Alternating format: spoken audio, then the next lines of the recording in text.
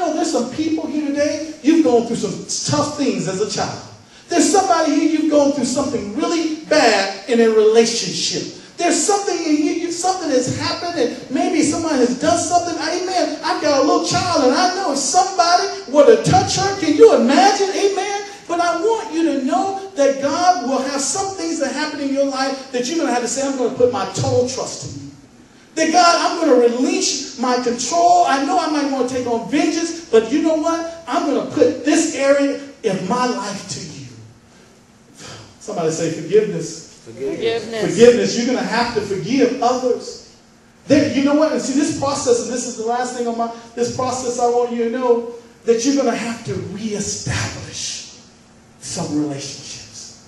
See, the other three I talked about, you have to do, but this one, you're going to have to re-establish, and that means that maybe, perhaps, that's somebody you reach out to, maybe you don't, but maybe you do something to bridge the gap. Maybe it's a phone call. Maybe it's a card. Maybe it's just something that you do to reestablish it. Maybe it's just, I like to do this. There's some people, amen, somebody ever done something to you that you couldn't even talk to them anymore. Amen. Come on now. Somebody say amen. Now, see, there's some people that have done some things that years later I can pick up the phone, amen. That girl that broke up with me when, amen, it was amen, treated her nice and took her out, amen. Come on now, in college, taking all my money, going to the movies, and the next thing I know, she's dating a star football player. Somebody say it wasn't right. Amen. Amen. I'm the only one that's happy to be here today. Amen. Amen. I'm taking all my lunch money. Amen. Y'all know what I'm talking about. But you have to what? Forgive. You have to forgive. Because somebody's going to do something to you that you're going to have to forgive. And see, this is the thing. Some people, okay. There's some people that you can talk to, but then there's some that you what? Can't. And you know what I found? But this is, I like to keep a journal.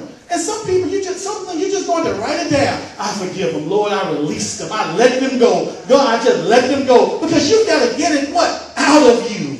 You've got to because if you keep it on the what? Inside of you, it begins to keep you up. You can't focus on your purpose and your destiny and your family and your children because you're worried that thing has totally consumed you from 20 years ago, and you've got to let them go. Say, let them go. Let them go. Let them go. But see, you can't do it by yourself. You can't do it by yourself.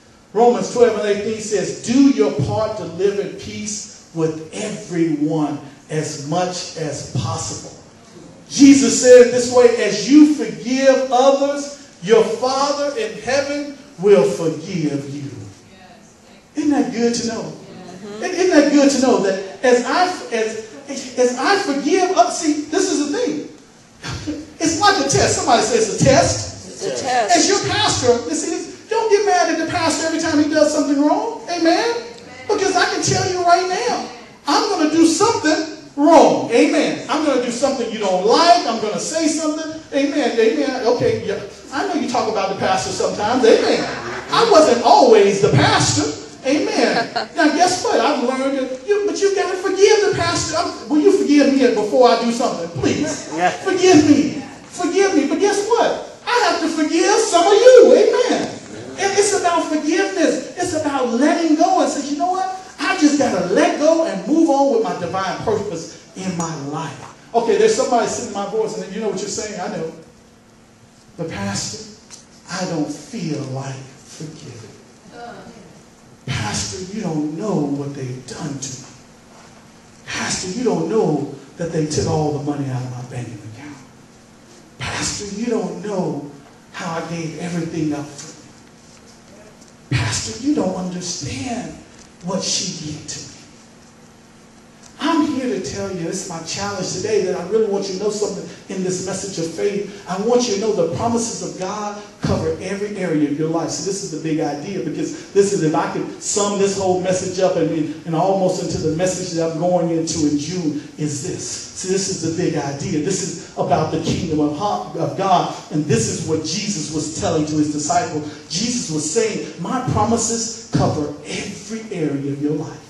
My promises and the things that I'm talking about, that's why Jesus said when he was talking to his disciples, hey, listen, salvation is at hand right now. I represent salvation, and I came that you might have life more abundantly. And when I understand these godly principles in my life, I might not feel like forgiving somebody. Watch this, somebody. I need you to understand this. I may not feel like practicing these principles of faith that I've been teaching about. Watch this, somebody. Come on, I need you to understand. I may not feel like going to church on Sunday morning when, just like that car I saw this morning, driving in a nice BMW and 2 bicycles on the back. I said, ooh, I wish they'd been coming to church on Sunday morning. I may not feel like paying my tithe because I want to hold on to this money and I need it. I may not feel like being faithful in the things that God has called me to. Wait a minute. I may not feel like forgiving somebody. You don't know what they've done to me, Pastor. I may not feel like it, but the kingdom of heaven, Jesus said, isn't based on how you feel. The promises of God are based on my word and not on how you feel.